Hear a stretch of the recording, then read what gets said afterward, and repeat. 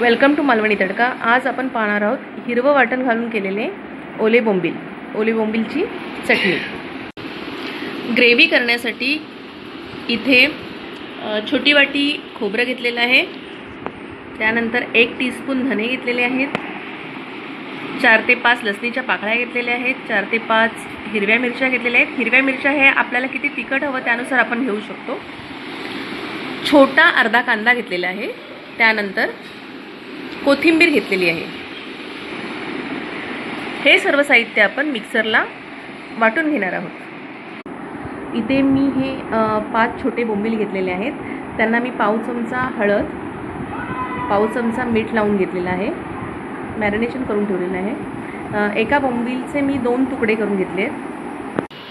इथे मी टोप गरम करत ठेवलेला आहे, त्यामध्ये मी 2 टीस्पून तेल घातलेले आहे। तेल आपल्याला जास्त घालायचं नाही आहे। त्यानंतर मी हे ठेचून घेतलेल्या 2 लसूणच्या पाकळ्या आहेत त्या घालणार आहे।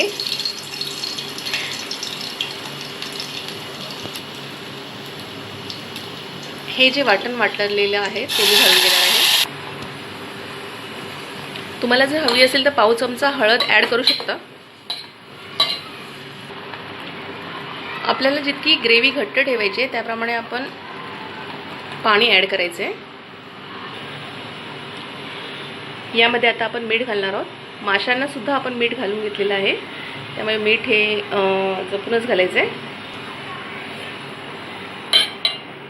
ग्रेव्हीला आपल्या उकळी आलेली आहे, त्यामध्ये मी आता बोंबील घालून घेणार आहे।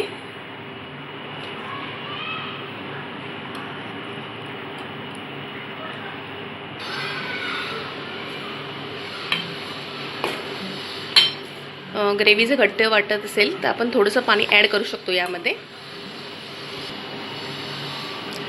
2 ते 3 मिनटं बोंबील शिजवून घ्यायचे आहेत। यामध्ये आपण कोकम ॲड करतोय।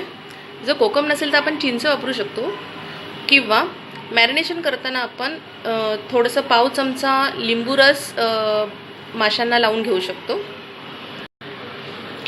आपली रेसिपी तयार आहे।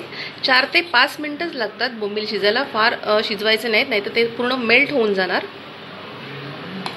माझी रेसिपी तुम्हाला कशी वाटली हे नक्की कमेंट्स बॉक्समध्ये कळवा। तुम्ही नक्की करून बघा। आवडली असेल तर शेअर करा, लाईक करा। चॅनलला सबस्क्राईब केलं नसेल तर चॅनलला सबस्क्राईब करा। थँक्यू।